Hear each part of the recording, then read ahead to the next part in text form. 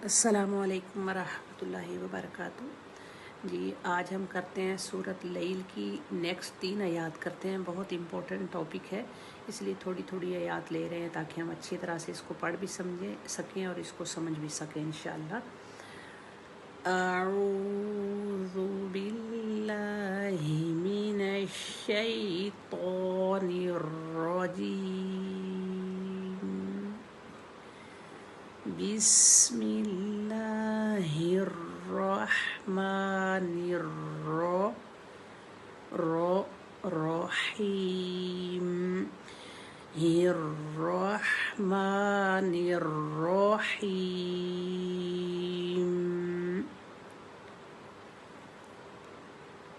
आयत नंबर 8 से व अम्मा मन बखिला व अम्मा पिछली आयत में जब स्टार्ट था तो फ़ा अम्मा था, ये वा अम्मा है, बाकी सेम है।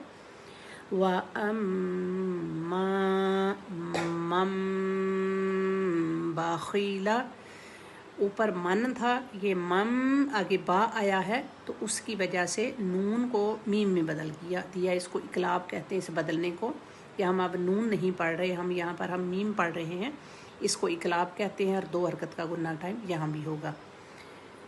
व अम्मा मन बखिला, बखिला बुखल से है, बुखीली कंजूसी।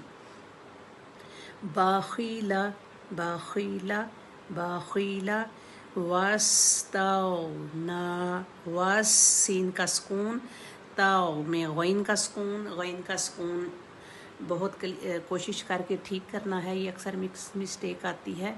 तगना तगना नहीं करेंगे, ताउना वस्तगना। व अम्मा मन बखिला वस्तगना वस्तगना वकज़्ज़ब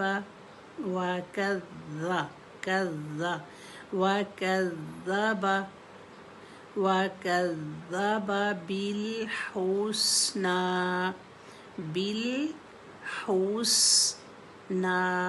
ये पिछली आयत में भी हमने पढ़ा था, आयत नंबर 6 में। बिलहुस्ना वकज़्ज़ब बिलहुस्ना पिछली आयत नंबर 7 में भी पढ़ा था। आयत नंबर 10 को देखिए, पहला तो वर्ड सेम है, फ़ा सा नू, फ़ा सा नू यस्सी, फ़ा सा नू यस्सी, फ़ा सा नू यस्सिरूहू, ऊपर भी पढ़ चुके हैं आयत नंबर 7 में भी। अगला वर्ड चेंज है, लील उसरा, इसमें भी सिर्फ या और सीन का फ़र्क है। या एक पर या है और एक में आइन है, युसरा उसरा, ठीक है।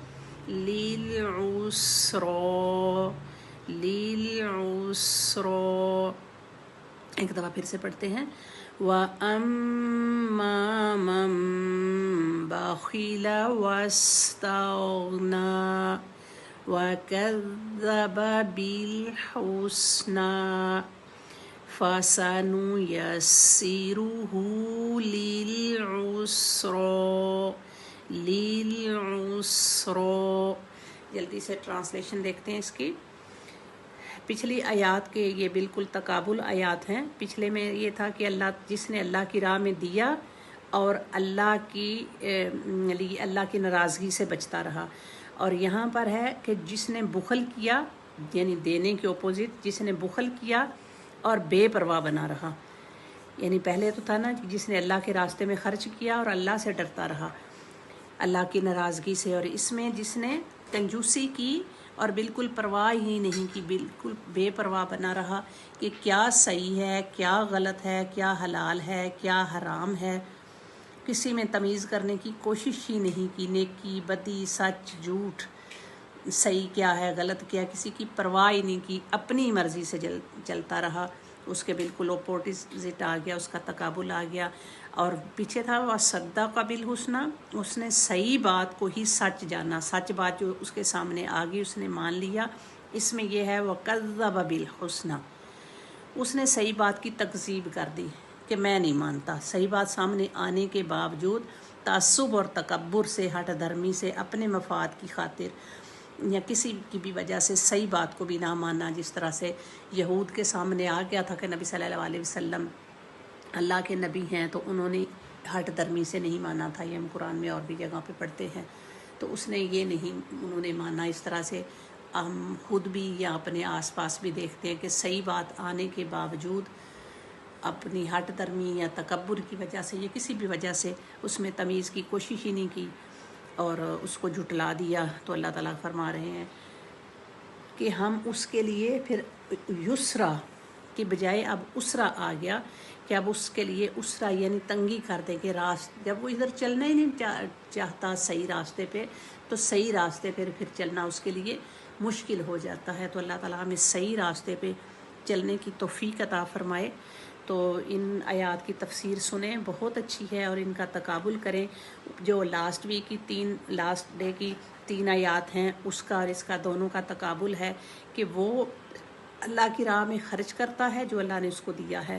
اس میں ہماری صلاحیتیں بھی آ جاتی ہیں. جو بھی آپ کو ایک صلاحیت ہے آپ دوسرے کی پر خرچ کر سکتے ہیں. اور دوسری طرف جو آج کے لیسن میں ہے کہ اس نے کسی کو کچھ نہیں دیا اور کیا صحیح کیا غلط ہے اس سے بے پرواہ بنا رہا ہے کہ اور اس سچی صحیح بات کی تکذیب کی، کبھی کوشش ہی نہیں کی. اور اللہ تعالیٰ کہتے ہیں پھر سیدھا راستہ، صحیح راستہ، جنت کے کا راستہ ہم اس کے لیے آہستہ آہستہ مشکل کر دیں گے. تو اللہ تعالیٰ ہمیں ایسے لوگوں میں شامل نہ کرے.